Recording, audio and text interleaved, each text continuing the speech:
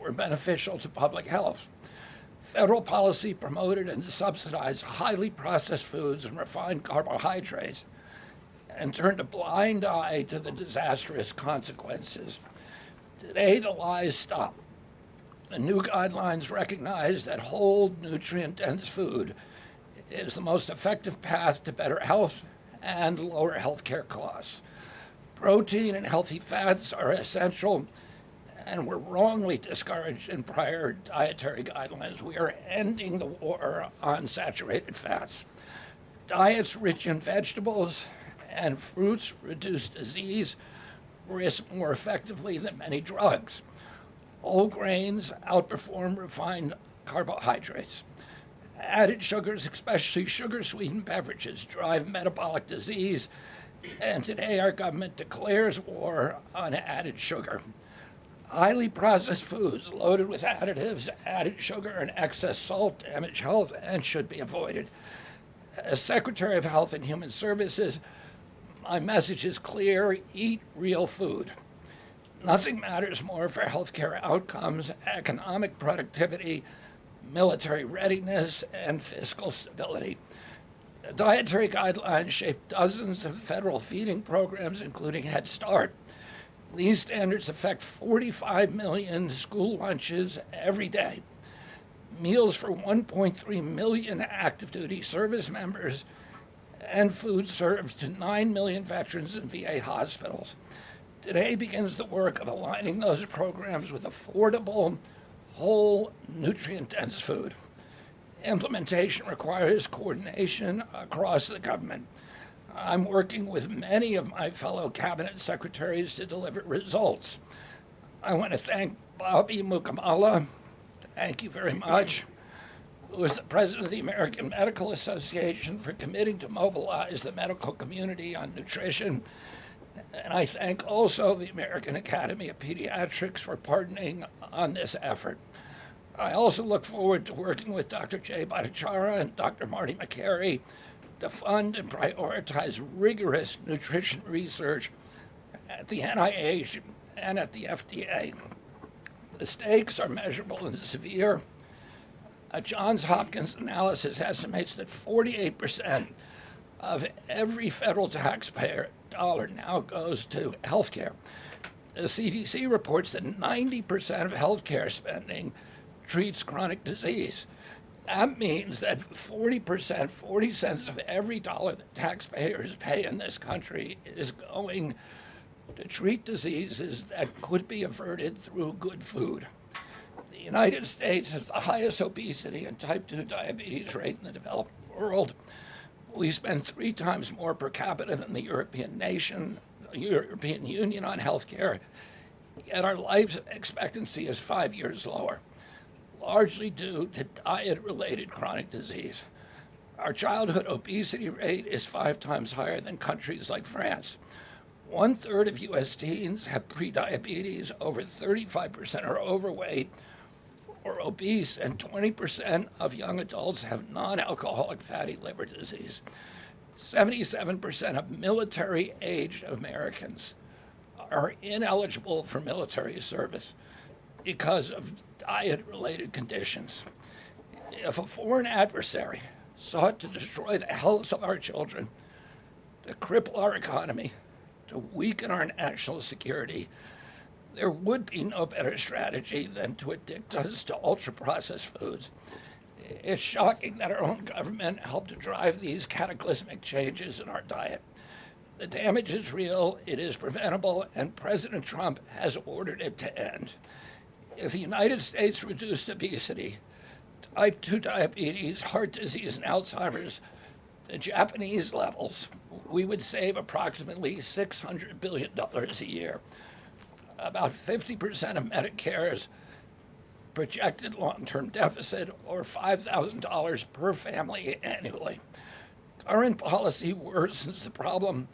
42 million Americans rely on SNAP, where common purchases include sugary drinks, candy, and chips. 78% of SNAP recipients are enrolled in Medicaid, and 90% of Medicaid spending goes to chronic disease. These incentives raise healthcare costs and undermine health. This must change. A new framework centers on protein and healthy fats, vegetables, fruits, and whole grains. And you can see the food pyramid here.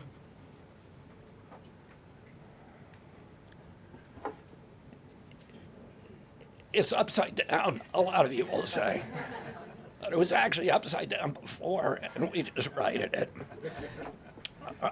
For the first time, the dietary guidelines directly address ultra-processed foods and set firm sugar limits in federal procurement, driving a significant reduction in added sugar in school meals. I want to thank President Trump for his leadership and the partners committed to ensuring that federal food dollars support real food and better health. Thank you.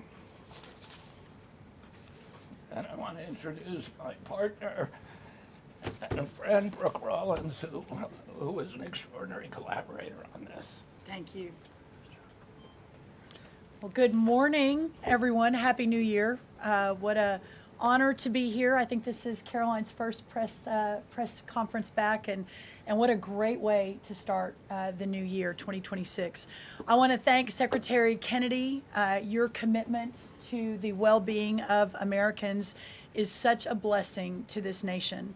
We have been working on these new dietary guidelines really since almost day one. Bobby and I were voted on the same day and sworn in on the same day. So I think the partnership from minute one has been real and extraordinary. As Secretary Kennedy mentioned, America is in the middle of the worst chronic health crisis in our nation's history. Over 40% of the roughly 73 million children in the United States have at least one chronic health condition, and nearly 90% of healthcare spending goes toward treating people with chronic disease. Secretary Kennedy mentioned that, but it is really important to keep underscoring that fact. This crisis is unacceptable.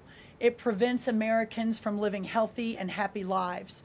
And for decades under both Republicans and Democrats, federal incentives have promoted low quality, highly processed foods and pharmaceutical interventions instead of prevention. As a result, nutrient-dense whole foods grown by America's farmers and ranchers have been increasingly displaced. The Trump administration is acutely aware of this danger, and today this announcement is making a major step in doing something about it. Thankfully, the solution is simple and should be non-controversial: eat real food. This is the main message of the new Dietary Guidelines for Americans 2025 to 2030, which encourage households and schools to prioritize whole, nutrient-dense foods. That means more protein, more dairy, more healthy fats, more whole grains, more fruits and vegetables, whether they are fresh, frozen, canned, or dried. We are finally putting real food back at the center of the American diet. Real food that nourishes the body, restores health, fuels energy, and builds strength. This pivot also leans into the abundant, affordable, and healthy food supply already available from America's incredible farmers and ranchers. By making milk, raising cattle, and growing wholesome fruits, vegetables, and grains, they hold the key to solving our national health crisis. And President Trump is mobilizing government to ensure families across America have greater access to these healthy foods. In the past 12 months, inflation has slowed and wages have risen for the first time in 5 years. Under President Trump's leadership, prices for everyday staples are declining, and more help is on the way.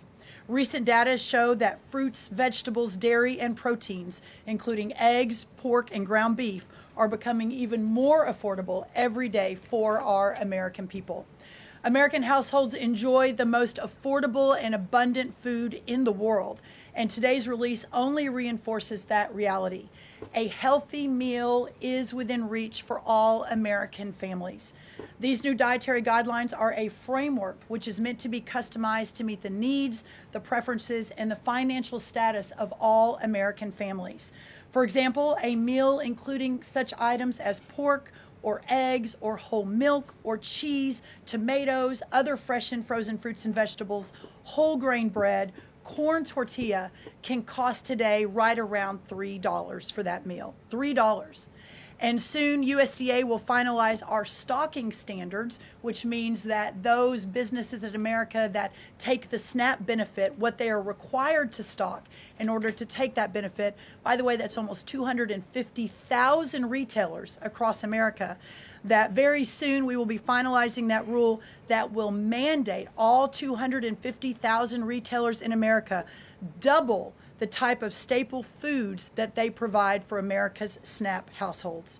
This means healthier options will be in reach for all American families, regardless of circumstance, at levels never seen before in our country. These dietary guidelines are foundational to so many USDA programs, and their introduction marks the first step in connecting America's schools and dinner plates to the best of American agriculture. Make no mistake, under President Trump's leadership, we are restoring common sense, we are restoring scientific integrity, and we are restoring accountability to federal food and health policy. The new guidelines are all about putting the well-being of Americans first, exactly where it should have been all along. This is the foundation that will make America healthy again, not just for those of us alive today, but for our children and our children's children and those coming behind.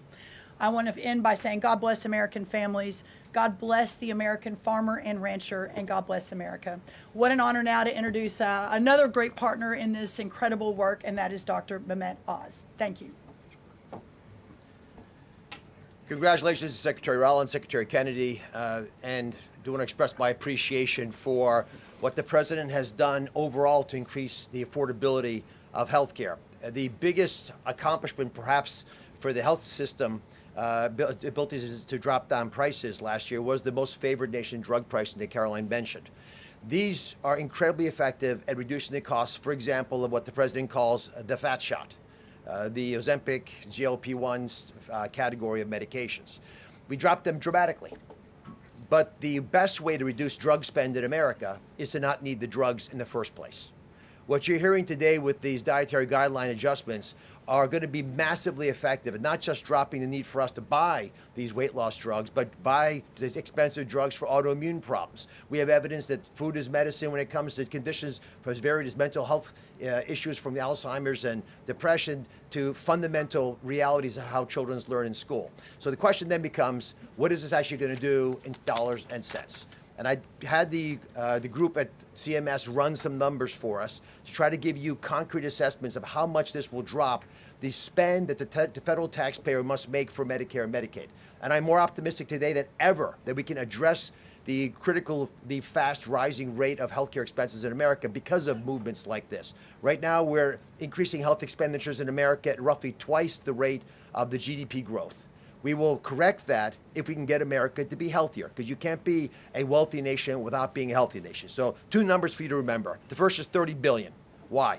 30% of healthcare costs are directly attributable to obesity. I'm not talking about indirect associated expenses, which are also present, but a very conservative number, 30%, are directly attributed to obesity. That's about $300 billion a year for just Medicare, If we were to affect obesity by 10%, which is an incredibly conservative and justifiable assumption that has been borne out in evidence-based dietary experiments and trials, just that alone is $30 billion of reduction of expenses for Medicare rather. That's also obviously correlated with Medicaid reduction in spending. In Medicaid, it's a different opportunity because in Medicaid, we educate children. 53% of children in America are covered by Medicaid or CHIP, and we have programs to teach kids and their parents what to eat, and how to make these dietary guidelines that Secretary Rollins, Secretary Kennedy have crafted with their teams into practice. It will dramatically change the natural history of how children are able to participate in life. But let me give you one last number. If we're able to get the average American, who today retires on average at age 61, get them just to work 1 year longer, because they feel so vital, so strong, so bullish about their future, because they're feeding their bodies nutrients that are essential to their high-functioning productivity, we will increase the overall GDP of our nation by trillions of dollars. So we will reduce healthcare expenses. At the same time, we jazz up the U.S. economy with trillions of dollars created by the productivity of American workers. God bless you both for making the DGA feasible and making it perhaps the wisest investment we could make in our communities. Marty Makary is one of my closest friends, the powerful leader of the FDA who's been taking brave steps along the line and has additional insights. Thanks. Thank you, Dr. Oz. Today marks the beginning of the end of an era of medical dogma on nutrition. For decades, we've been fed a corrupt food pyramid that has had a myopic focus on demonizing natural, healthy, saturated fats, telling you not to eat eggs and steak, and ignoring a giant blind spot: refined carbohydrates, added sugars, ultra-processed food. This study in JAMA now shows that 60% to 70% of kids are getting their calories from ultra-processed foods. That's an epidemic. We now have a generation of kids addicted to refined carbohydrates, low in protein. They are literally nitrogen negative because we've used old flawed studies that used urine nitrogen to estimate body protein metabolism, and they missed the mark. The old guidelines had such a low protein recommendation that we are increasing that by 50 to 100%. Kids need protein. The old protein guidelines were to prevent starvation and withering away. These new protein guidelines are designed for American kids to thrive, and they're based on science, not on dogma. We have 40% of our kids now with a chronic disease. It is not their fault. This is something that is the result of bad advice from the government and a medical establishment that for decades peddled research from a flawed 1960s model. Today, we are setting the record straight. This is not a willpower problem of our nation's kids. This is something adults have done to kids, and we're going to fix it. And so, as Dr. Oz said, the best way to lower drug prices is for people to stop taking drugs they don't need. We are going to finally address the root causes of our broken healthcare system: insulin resistance and general body inflammation, advanced by the protein-poor, micronutrient-poor, ultra-processed, refined carbohydrate diet that kids are addicted to today. And so, on behalf of the Food and Drug Administration, we are proud to be a part of this. We are grateful to be contributing to this work. Thank you, Secretary Rollins. Thank you, Kyle Diamantis, the best deputy commissioner for food at the FDA the agency has ever had. This is a historic day in America. Thank you, Caroline. Thank you, Doctor. Thank you so much. Thank you. I hope everyone's inspired to go eat a salad for lunch after this briefing. If anybody has questions on this topic, we will take a few and then we'll get into the topic. We'll start with our new media seat. If you have a question on this topic today, Jamie Franklin, she comes from the Conservator. Why don't you kick us off? Yeah, first of all, Caroline, congratulations on your pregnancy. We're so excited for you. Thank you. MAHA moms across the country, including myself, are just so excited by what this administration is doing to make our kids healthy again. But, you know, we do have concerns when it comes to these blue states pushing back on a lot of progress that we're making as an administration. And particularly, we're really excited that you guys revised and streamlined this vaccine schedule. However, what we have seen is that these blue states, whether it be, you know, no tax on tips, no tax on overtime, or pushing back on immigration, they continue to stop your guys' progress. So what has been the response from these blue states? Because as MAHA moms enrolling our kids in school, this is a big issue, and we celebrate what you guys are doing, but we want to have it, you know, even in the blue states as well. I mean, my hope is that we only released these earlier, 2 days earlier. I'm sorry. Duck is also high in protein. It's an interesting.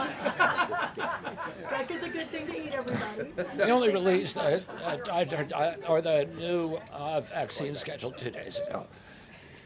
The vaccine schedule, there's nothing compulsory in it.